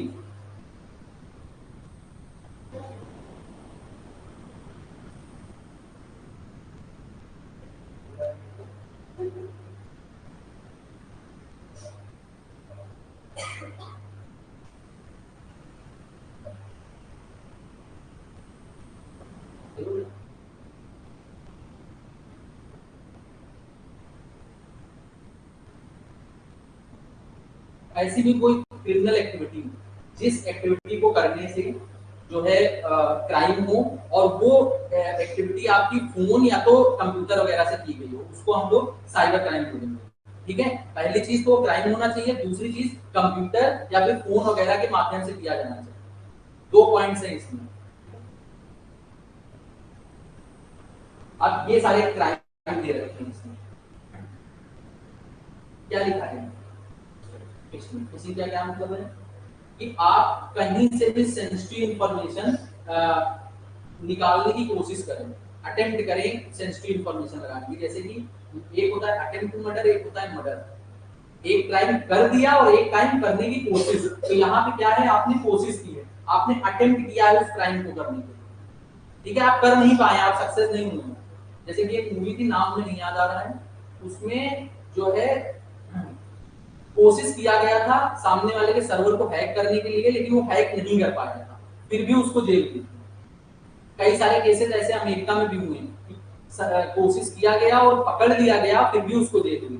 ठीक है, क्योंकि ये क्रिमिनल एक्टिविटी के अंदर आता है, इसको फिशिंग बोला जाता है। क्रेडिट कार्ड फ्रॉड, ये अभी हमने बताया कि unauthorized use of the someone credit card information। unauthorized use किया, आप उसके पास डिटेल है क्रेडिट कार्ड की, बैंक वगैरह से ले लिया, कुछ भी कर लिया, ओटीपी आपसे मांग लिया, झूठ वगैरह बोल के, तो वो क्रेडिट कार्ड फ्रॉड कहा जाएगा। बैंक रॉबरी, जब पेमेंट वगैरह करेंगे तो ओटीपी लगता है। कौन सा क्रेडिट कार्ड यूज करो जो बिना ओटीपी चल रहा है, लुट जाओगे अगर किसी दिन को हो गया। नहीं समझे, अगर ओटीपी ना रखें तो तुम्हारा पर्स गिर गया, अभी नंबर उस पे लिखा हुआ है, हम यहाँ पे डालें 1.5 लाख का आईफोन ऑर्डर कर दे, क्या करोगे तुम तो भरते भरते परेशान हो जाओगे, कुछ नहीं कर पाओगे, डिटेल जाएगी, जाओ साइबर क्राइम में लाखों केस पेंडिंग पड़े। समझ लो, खाली हम किताब में बता रहे हैं कि ये होता है, तो ओरिजिनल में 60-70% भी इसका नहीं होता है। कितने क्राइम्स होते हो, कितने ही लोग पकड़े जाते हैं, अभी तुम लोग देखते होगे न्यूज़पेपर वगैरह से देखते होगे, कितने सारे आज भी इतने सारे साइबर क्राइम्स पड़े हैं जो खाली रजिस्टरों में दबे हुए हैं, उनका कोई जो है क्या बोलते हैं दोषी पाया नहीं गया है उस केस में, क्योंकि है क्या कि अपने यहाँ का जो इंफॉर्मेशन टेक्नोलॉजी सिस्टम है वो इतना स्ट्रॉन्ग नहीं है। ठीक है, जितना अमेरिका वगैरह देशों में इंफॉर्मेशन टेक आपको काफी बढ़ गया है टेक अपने यहाँ का। तो पहले अगर देखें तो जिस बंदे को ऑनलाइन चीजें आती हैं वो राजा है, समझ लो, उसके घर के बाहर लाइन लगती थी पहले कि हमारा भैया ये कर दो, हमारा ये कर दो, ऐसे करते। तो ऐसे देश में आप कैसे पकड़ पाएंगे, समझ लो, क्योंकि लैक ऑफ नॉलेज। अभी भी तुम गांव एरिया में चले जाओगे तो वहां भी ऐसे फ्रॉड होते हैं, अभी भी होते हैं। तुम लोग अवेयर हो क्योंकि तुम लोग यहाँ रह रहे हो सिटी के अंदर, गांव में अभी भी उनको नहीं पता है कि एटीएम को कैसे यूज करते, क्रेडिट कार्ड को कैसे यूज करते हैं, समझे, फोन को कैसे यूज करते हैं, कीपैड वाला फोन रखते हैं अभी भी अपने यहाँ की 40% ऑडियंस इंडिया की कीपैड चलाती है, पता है तुमको? हमारे बड़े पापा हैं, दो फोन से याद आया, वो दोनों रखते हैं, कीपैड भी रखते हैं, कीपैड लेके चलते हैं, और उनको एंड्रॉइड दिया गया था 50 साल पहले, तो एंड्रॉइड अलमारी के अंदर लॉक करके रखते हैं, जब घर जाते हैं तो निकालते हैं उसको, उसमें कुछ देखना होता है, देखते हैं फिर रखते हैं, समझे। और वो 4 साल से वैसा ही फोन है, ना हैंग करना ना वो, समझे, ऐसे करते हैं। तो उनकी एज ये करीब 75 ईयर्स एज है, तो उनके हिसाब से सही है, ये सब चीजें उनपे सुना देती है। Illegal downloading copy righted material without permission. जैसे कि अभी हम लोगों ने ऐप पे कुछ कंटेंट डाला हुआ है, ठीक है, उसका एक्सेस नहीं दिया है डाउनलोड का, और कोई लोग हैक वैक करके अपना ऐप और उस एक्सेस को डाउनलोड कर दें। तो उसके लिए क्या हम लोग साइबर सेल में जा सकते हैं, साइबर क्राइम में एफआईआर उसके नाम की हो सकती है, इतना समझ लो, खाली नोट्स के ही, खाली लेक्चर्स के, समझ लो। काफी सारे राइटर्स की बुक्स आती है, उन पे लिखा होता है साफ साफ, कॉपीराइट वगैरह पूरा पूरा लिखा रहता है, समझ लो। क्या चीज वो फिर भी जाती है, लेकिन आप अगर पकड़ लिए गए तो फिर आप कुछ बोल नहीं सकते कि आप उनको पता नहीं था, क्योंकि साफ साफ उन्होंने पब्लिक डोमेन में लिखा हुआ है, उनकी वेबसाइट पे लिखा हुआ है। तो आप अपने बचाव में जैसे एडवोकेट वगैरह रख के बच नहीं सकते, तो आपके ऊपर फाइन इम्पोज कर सकते हैं, इम्प्रिजनमेंट भी हो सकती है। ऐसा कोई टीचर करेगा नहीं एक बुक की प्रिंट के पीछे, लेकिन ये रहता है कि अगर वो कर दें एफआईआर वगैरह तो आपके पास बचने के चांसेस बहुत कम रहते हैं, ये चीज, ठीक है। इंडस्ट्रियल क्या लिखा है इस पॉइंट में, stealing trade secrets and confidential business information. अगर आप किसी बिजनेस की कॉन्फिडेंशियल, कैसे, जैसे मान लो ये पेन कोई बनाती है कंपनी, तो ये पेन बहुत स्मूथ चलता है, पेन कैसे वो बनाती है उसका एक फार्मूला होगा, वो फार्मूला आपने उसके वहां से एम्प्लॉय को पैसे देके चोरी करना, समझ लो। जैसे कि क्रिस 3 मूवी देखी है, समझ देखी है ना, वो चारों लोगों ने, मोनम सारी मूवी देखती है, समझे। क्रिस 3 मूवी देखी होगी, तो उसमें कार्ल वैक्सीन जो बनाता है लास्ट में, वैक्सीन का फार्मूला वो नहीं देता है, और उसके लिए किसी एम्प्लॉय ने वो जो है फार्मूला ऋतिक रोशन को दे देता है, वो इंडिया में पहुंच जाती है और सबका वैक्सीनेशन हो जाता है, समझ लो। तो वो क्या थी, कॉन्फिडेंशियल इंफॉर्मेशन थी जो कार्ल इंडस्ट्रीज बनाती थी, ठीक है। उसको जो है आप वो लीक नहीं करना चाहिए था, लेकिन उसने लीक कर दिया, तो उससे रिलेटेड केस वगैरह वो कर सकते हैं अनएम्प्लॉयड एक्सेस के लिए। तो सर को कार्ल इंडस्ट्रीज भी याद है, नाम था उसका, हम भी मूवी बहुत देखते हैं। हाँ, अगला क्या है, इसका मतलब पढ़ो तुम लोग, समझ में आ जाएगा। ऑनलाइन अनऑथराइज्ड फोटोज वगैरह बच्चों बच्चों की खींच के इधर उधर करना, ये सारी चीजें, बाकी ये समझ गए होगे वर्ड्स में, एक्सप्लेन करें। साइबर टेररिज्म, हाँ, साइबर टेररिज्म अटैक एम्ड और कॉजिंग फियर और डिस्ट्रेशन, इसका क्या मतलब है, साइबर टेररिज्म डराना धमकाना। जैसे पठान मूवी हमने देखी, जॉन इब्राहिम क्या करता है, धमकाता है वीडियो कॉल पे, आप हमको इतने पैसे दें नहीं तो हम मिसाइल छुड़वा देंगे, पाकिस्तान से हाथ मिला लेंगे। ये क्या है, धमकी है, टेररिज्म से रिलेटेड धमकी, और साइबर टेररिज्म से रिलेटेड धमकी दे रहा है कि हम ऑनलाइन मिसाइल लॉन्च कर देंगे, सेट कर देंगे इंडिया को टारगेट। तो सर ऐसी बातें अपनी मत कीजिए, इस समय वही माहौल चल रहा है, समझे। वायरस क्रिएशन, वायरस क्रिएशन तो जानते ही होंगे, कोई भी हार्मफुल वायरस जो है लेके कोई पेन ड्राइव के जरिए आपके कंप्यूटर में इंस्टॉल कर देना है, तो आपको पेन ड्राइव की जरूरत नहीं, आपका आपके जो है कंप्यूटर का एक्सेस मिला, मतलब उसने हैक किया, और इसमें कोई ऐसा सॉफ्टवेयर छोड़ दे कि सारा डाटा इसका जाता रहे। जैसे ऑडिट की क्लास में हमने एक शायद एग्जांपल तुम लोगों को बताया था बैंक वाला, कि बैंक में एक चिप लगा दी थी छोटी सी, कि जो पैसे थे वो राउंड ऑफ होके जाते रहते थे उसके अकाउंट में, याद आया? आया? मूवीज तो तुरंत याद आती है, एग्जांपल नहीं याद आता, चलो फिर से बताते हैं। एक केस लॉ था, हमने बहुत पहले पढ़ा था इंटर में, उसमें क्या हुआ था कि एक बैंक था, उस बैंक का मैनेजर था, वो ये बहुत पहले की बात है जब कंप्यूटर नए नए आए, ठीक है, तो ज्यादा लोगों को कंप्यूटर की नॉलेज नहीं थी। हाँ, तो उस समय जो पैसे मान लो आए हैं अकाउंट में, मान लो 501 रुपए 94 पैसे अकाउंट में किसी ने जमा किए हैं या आए हैं, ऐसे करके ट्रांजेक्शन हुआ है, तो ये पैसे उसने ऐसी चिप लगाई थी कि ये 501 रुपए डायरेक्ट बना रहे, मतलब जितने भी पॉइंट्स में पैसे होते थे वो इसके अकाउंट में जाते थे, राउंड ऑफ कर देता। समझ में आया? बैंक का मैनेजर, ठीक है, पूरे उसके अपने लाइफ टाइम में यही किया, रिटायरमेंट तक उसका लालच और बढ़ गया। रिटायरमेंट के बाद भी उसने चिप नहीं निकाली, अगर चिप निकाल लेता तो बच जाता, किसी को ना पता चलता। जब दूसरा बैंक मैनेजर आया और ऐसे ही स्टडी कर रहा था, तो उसने देखा कोई भी बैंक का जो अमाउंट है उसमें पॉइंट्स में पैसे क्यों नहीं। तब उसने जो है साइबर वाले बंदे को बुलाया जो इन सब का नॉलेज रखता हो, तब उसने बताया कि ये चिप बनी, तब इंक्वायरी उस पर बैठी, तब जो है पता चला, तो उनको शायद उम्र कैद या ऐसे करके कुछ सजा भी हुई थी, 14 साल ऐसे करके मुझे फाइन नहीं याद है, और उनके ऊपर कुछ करोड़ों में फाइन भी लगा। क्या पैसा पूरे लाइफ टाइम में उन्होंने जितनी फाइन लगी थी शायद उतना ही पैसा लगभग कमाया था, करोड़ों में कमाया। क्योंकि ये सोचो बैंक में कितने अकाउंट्स होते हैं और कितने ट्रांजेक्शन्स होते हैं, समझ लो। मान लो हमने किसी को ट्रांसफर किया अभी, जैसे गूगल पे करते हैं तो उसमें राउंड ऑफ या ऐसे करके हो गए, किसी का बिल कुछ आया, उसके बिल पेमेंट किया तो पॉइंट्स में चले गए कुछ पैसे, वो पैसे राउंड ऑफ हो गए उसके अकाउंट में चले गए, दिन भर के हजारों रुपए जाते हैं, ठीक है। तो ऐसे कर करके उसकी लाइफ टाइम में 60 साल तक जो भी जितनी भी लाइफ हो रही है 40-50 साल की, उसने एक्सटेंड भी करवाया था। कुछ होता नहीं है कि रिटायरमेंट एक्सटेंड हो जाता है, तो एक्सटेंड भी करवाया था उसने, पूरी मजे लेके गया था, बुढ़ापा पूरा बैंक वहां जेल में कटा। समझ में आ गए, इसमें कोई दिक्कत? अब आ जाओ types of cyber crime. Types क्या होते हैं? साइबर क्राइम अगेंस्ट पर्सन, बहुत इंपॉर्टेंट है। उसके बाद cyber crime against property, then last है साइबर क्राइम्स अगेंस्ट गवर्नमेंट, ठीक है।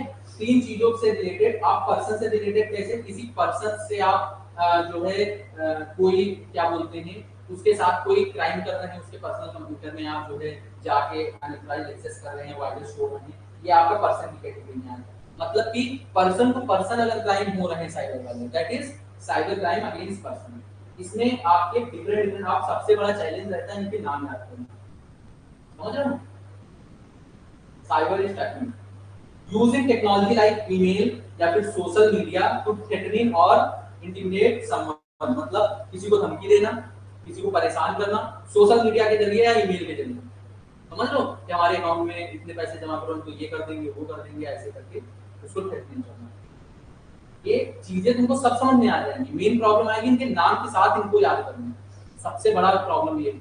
इसका सीधा सा जो है 7 डेज का फार्मूला चलता है कि 5 मिनट 7 दिन जो है इसको दे दो, बस ये याद हो जाएगा। समझ लो, जैसे मॉर्निंग में उठे तुम तो 5 मिनट तुमको इसको पढ़ लेना, बस 5 मिनट यही टाइप्स। अगर तुमने 7 दिन तक ये कर लिया तो ये याद हो जाएगा। हमने भी ऐसे किया और ये इंपॉर्टेंट है। इसमें से काफी सारे अभी तुम एमसीक्यू में देखोगे तो ट्रेसपास ये एमसीक्यू में आ चुका है, ये पूरी लाइन दी हुई थी और ट्रेसपास क्या होता है, समझ लो। तो ये चीजें तुमको दी हुई होंगी, तुमको ऐसे याद करनी। अगला पॉइंट क्या है? ऑप्शन देखिए, शेयरिंग और hosting illegal content like child pornography. Illegal content होता है वेबसाइट वगैरह पे डालना, रिकॉर्ड करके ऐसे करके। Deformation, harming someone's reputation by sending false damaging information often through hacked accounts. किसी का हम गलत डाटा उठा के डालें, मान लो कोई चोर नहीं है फिर भी हम इंटरनेट पे डाल रहे हैं कि ये is a thief, he steel from there bank, उसने रॉबरी की, ऐसे करके मतलब ऑनलाइन उसको बदनाम करने की कोशिश करें। क्लियर? हैकिंग तो जानते हो, gaining unauthorized access to a computer which can lead to data destruction. किसी भी कंप्यूटर में अनऑथराइज्ड एक्सेस करें, उसके डाटा को इधर उधर करें, या तो जो है अल्टर कर दें या तो हम उसको डिलीट वगैरह कर दें। क्लियर? ट्रैकिंग, हमने इसको ऐसे रख लिया होता है, tracking, spoofing, carding, fraud, threatening. ऊपर से 3 याद किए कैसे करते हैं। इसका एक एक्रोनियम बनवा देंगे, तीनों का है हमारे पास। हाँ, tracking, illegal breaking into system to tamper with confidential data. Illegal हमने ब्रेक किया किसी के सिस्टम को, उसके डाटा को टेम्पर करने के लिए, कॉन्फिडेंशियल डाटा को टेम्पर करने के लिए। Spoofing, sending emails that appears to come from someone else to deceive the recipient। इसका क्या मतलब है बता सकते हैं? किसी को भी ईमेल वगैरह के थ्रू कुछ फॉल्स इंफॉर्मेशन भेजना, उसको रिसिपिएंट को धोखा देने के लिए, उसको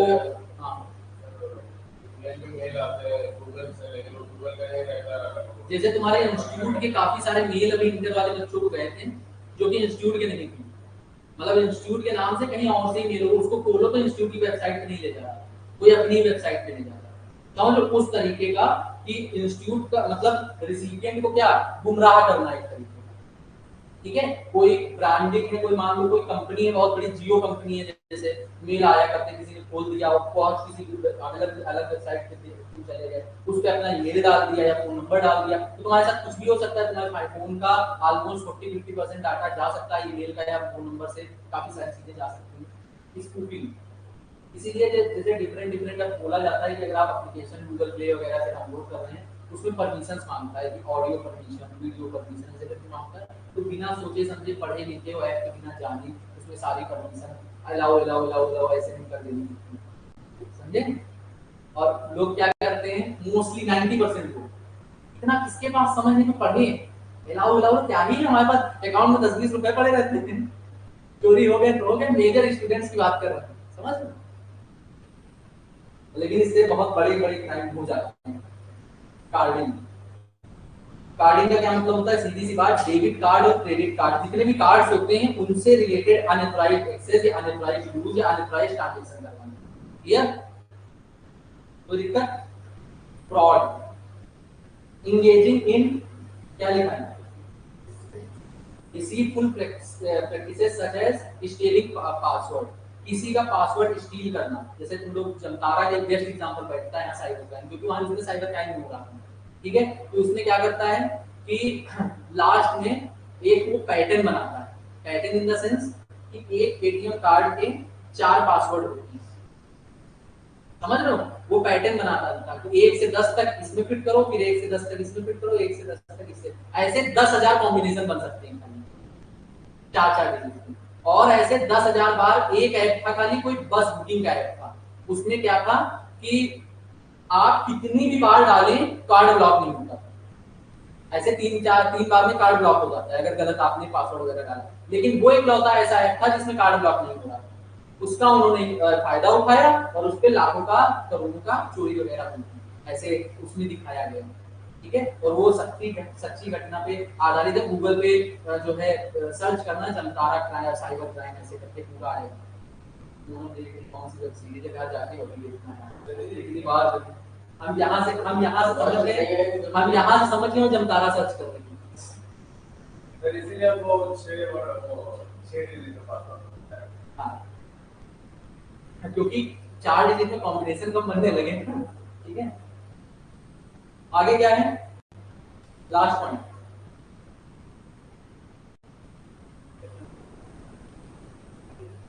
लास्ट पॉइंट क्या है,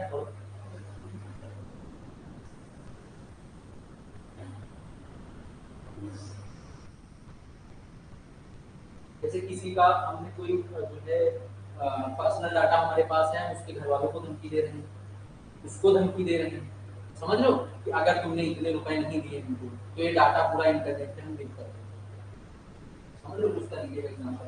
तो मेनली तुमको इनके नाम और इनका मीनिंग क्या है वो याद रखना है।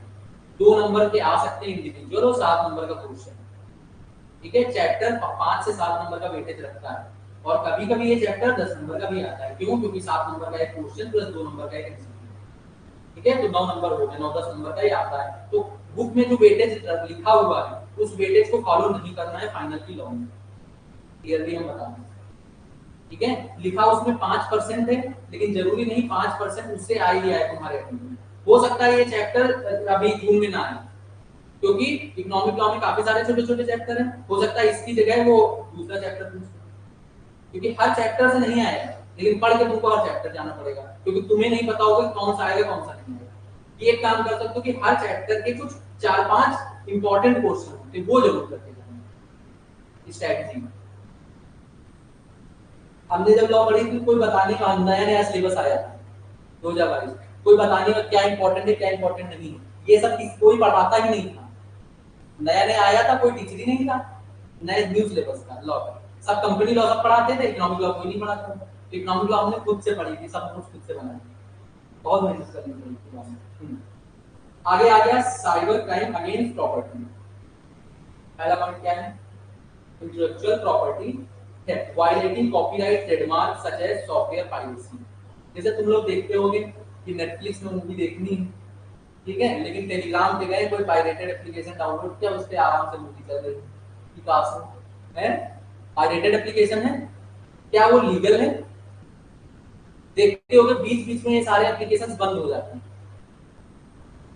अगर मूवीज वगैरह या देखते होगे इससे, तो बीच बीच में चलना बंद हो जाते हैं।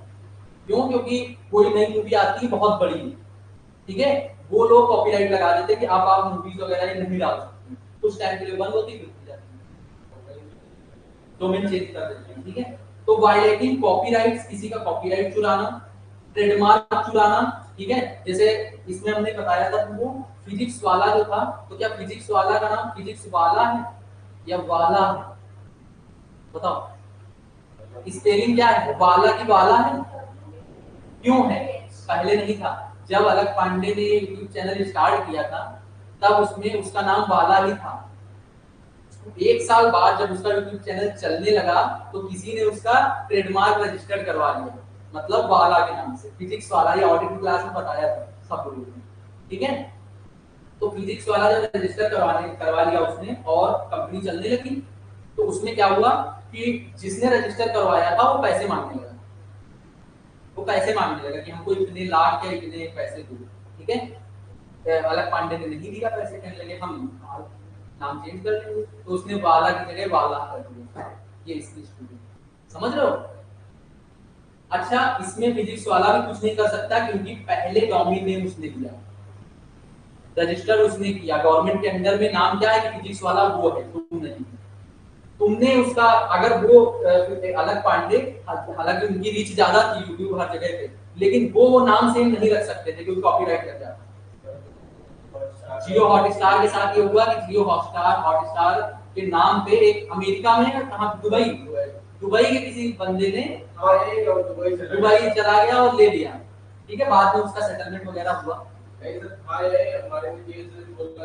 दुबई चला गया, उसमें कुछ नहीं हुआ। देखो अंबानी इतना बड़ा है, गवर्नमेंट पूरी उन्हीं की चलती है, समझ लो। अंबानी से अगर तुम लड़के जीत जाओ तो इंडिया में तुम नहीं सरवाइव कर पाओगे ना। एक एक फोन करेगा, कहाँ पड़े होगे पता नहीं चलेगा।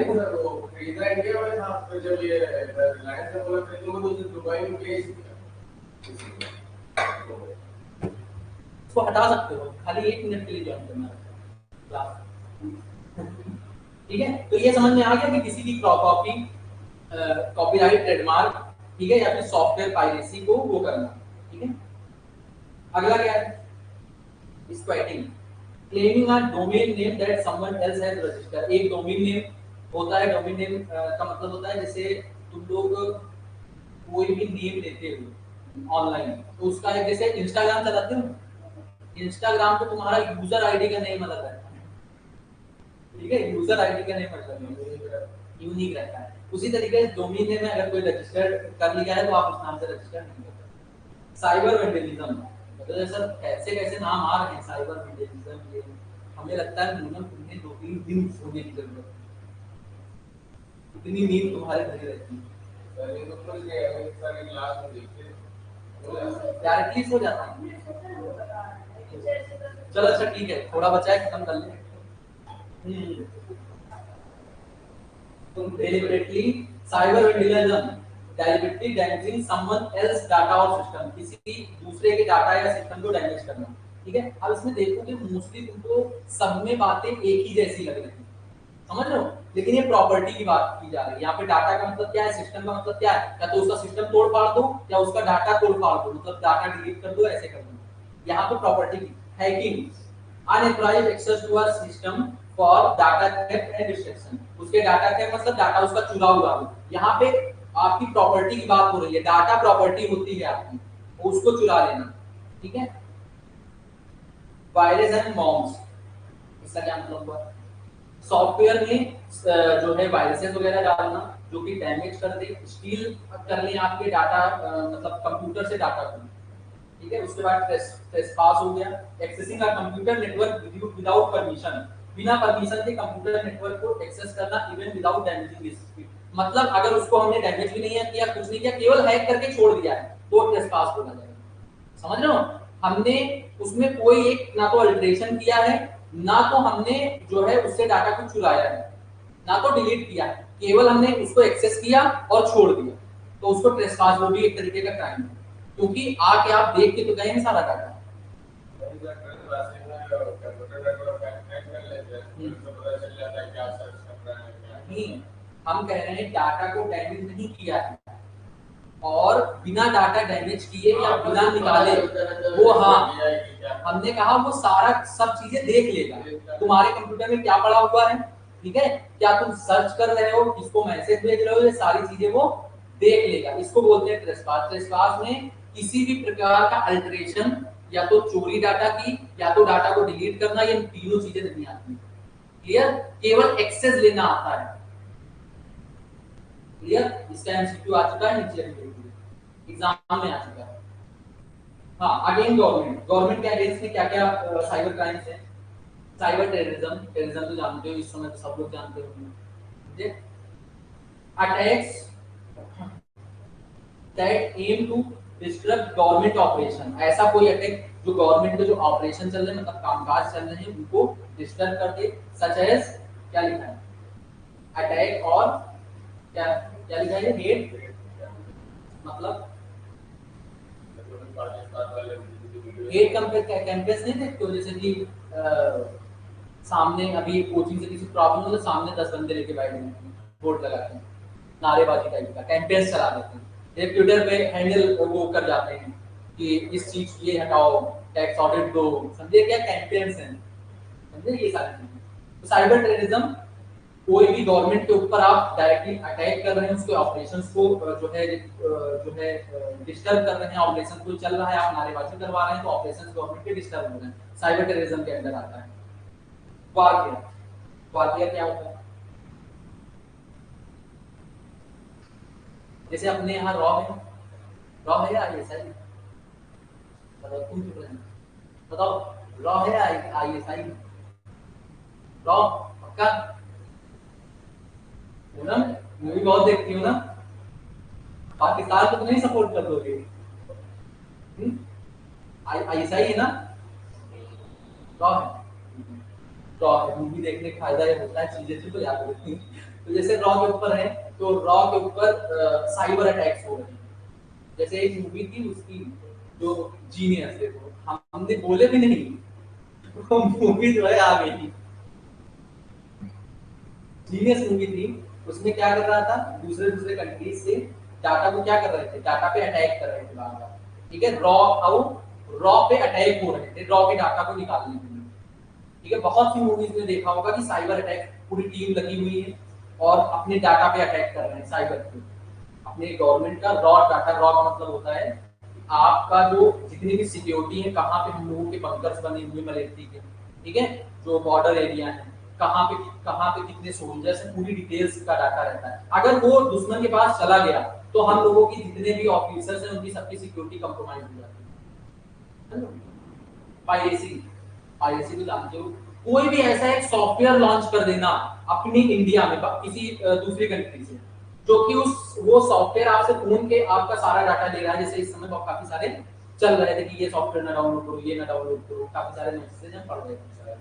हाँ, तो काफी सारे सॉफ्टवेयर होते हैं जो कि डिफरेंट डिफरेंट गवर्नमेंट वॉर के टाइम पे निकालती है, दूसरे जो है कंट्रीज का डाटा लेने के लिए, समझ रहे हैं, उसको पायरेसी बोलते हैं। तो ऐसे जो है उनको डाउनलोड नहीं करना चाहिए, तो कह रहे हैं कि illegal software to harm government data, illegal software होते हैं जो गवर्नमेंट के मतलब पूरा पब्लिक डोमेन में अवेलेबल करा देते हैं, जैसे कि यही मूवीज वगैरह के एप्लीकेशन हो गए, मोस्टली पीपल्स नेटफ्लिक्स और इतने सारे चैनल्स हैं आपके, परचेज नहीं करते हैं, वो पायरेटेड देखना पसंद किए गए, सर्च किया यूट्यूब पे टॉप 5 ऐसे करके application to watching Netflix, free Netflix channel, समझे, बेस्ट अल्टरनेटिव फॉर नेटफ्लिक्स, समझे, ऐसे करके सर्च करके वो डाउनलोड करते हैं काफी सारे लोग, तो उसमें एक दो एप्लीकेशन ऐसे ही होते हैं, समझे, जो कि क्राइम वगैरह से रिलेटेड, जैसे जितने भी एप्लीकेशन आप यूज करते हैं इसमें कोई आईडी वगैरह नहीं होती, मूवीज वाले,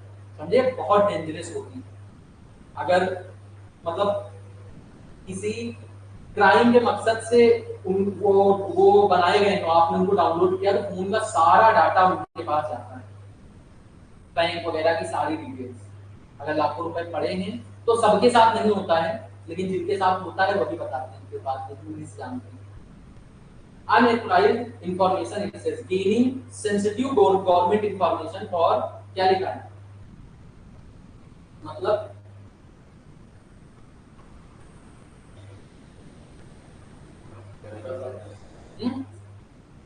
क्या बोला,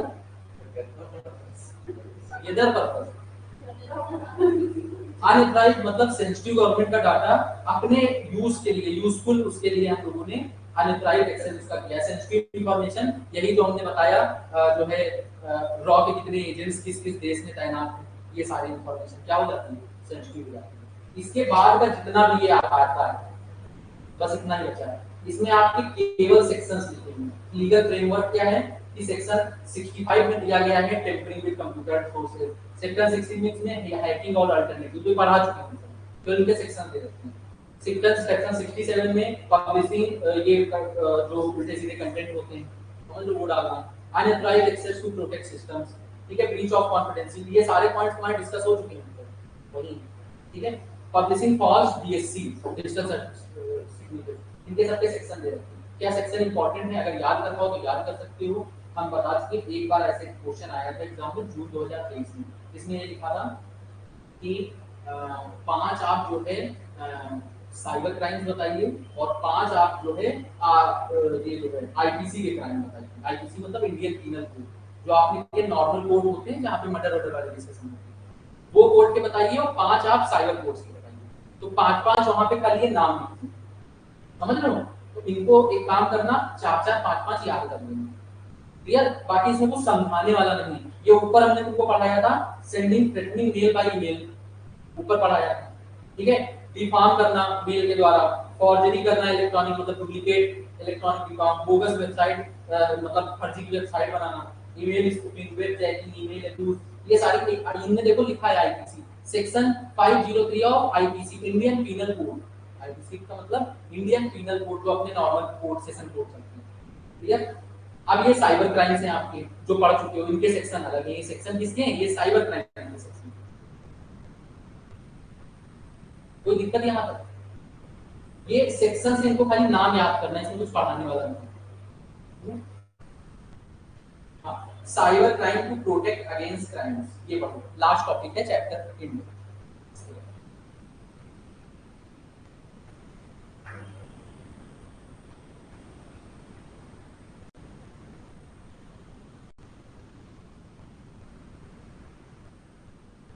देखो जिसको वो करना है क्या बोलते हैं, अभी एस्टिमेट नहीं है, ये वो कर दो।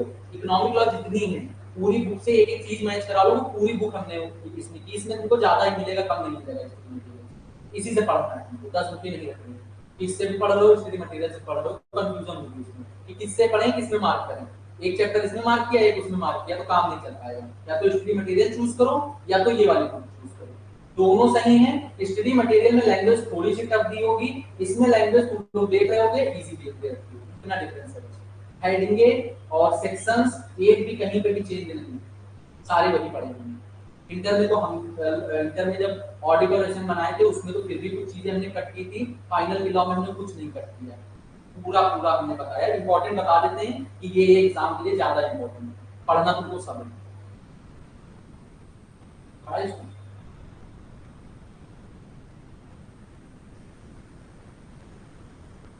इसमें खाली ये बताया गया इंफॉर्मेशन टेक्नोलॉजी का यूज बढ़ रहा है धीरे धीरे इंडिया में, जैसे जैसे ग्रोथ हो रही है, ठीक है, इनोवेशंस हो रहे हैं, चेंजेस हो रहे हैं, नई टेक्नोलॉजीज आ रही हैं, ठीक है।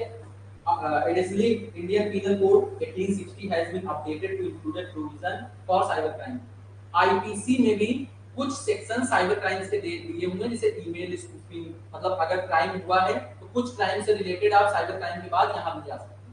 समझ लो ये चीजें बताई गई कि साइबर क्राइम के अकॉर्डिंग अपने इंडियन पीनल कोड के भी सेक्शंस अपडेट किए गए कि वहां उनसे उनकी कनेक्टिविटी बना सके, क्लियर। ये बात हुई, बाकी इसमें कुछ यूजफुल बात नहीं है, और एग्जाम में कभी नहीं आ सकता, ये खाली तुम्हारी नॉलेज के लिए, ठीक है। तो अब आओ इसमें इंपॉर्टेंट जो रह गए हैं चीजें उनको हम मार्क करा देते हैं, बुक में मार्क कर दो जो भी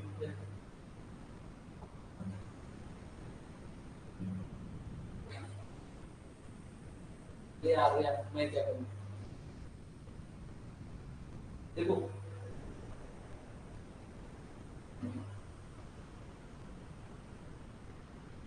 देखो ऑब्जेक्टिव तो तुम्हें पढ़ के जाना है, इसको इसमें कोई छेड़छाड़ नहीं करनी है। ठीक है, ऑफेंसेस पढ़ के जाने इंपॉर्टेंट, ऐसा नहीं जो इंपॉर्टेंट नहीं कर रहे हैं वो आ नहीं सकते, आ भी सकते हैं, लेकिन उनके कंपैरिजन में इनके चांसेस बहुत ज्यादा है। ये सेटलमेंट ऑफ डिस्प्यूट इस पे मोस्ट इंपॉर्टेंट लिखते हैं, ठीक है।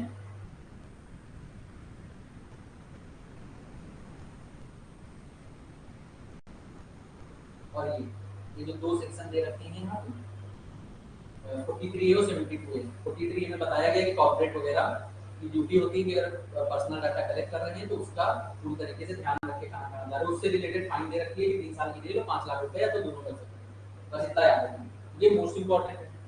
What is personal data, exam में आ चुका है प्रोसेस ऑफ ये DI, लेकिन ठीक कर लो इसको।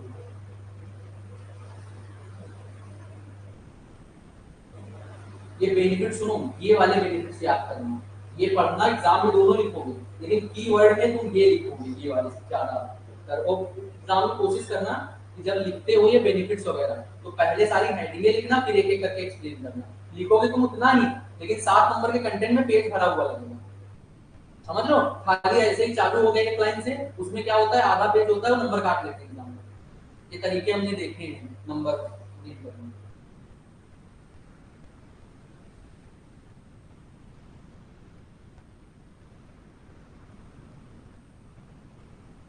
बस ये साइलर करना इतना मेन इंपॉर्टेंट चीजें हैं, बाकी तुम अपने हिसाब से एमसीक्यू वगैरह देख लो, एक बार रिव्यू जरूर करना कि कहाँ पे क्या क्या दिया गया है। दूसरा चैप्टर पढ़ा गया।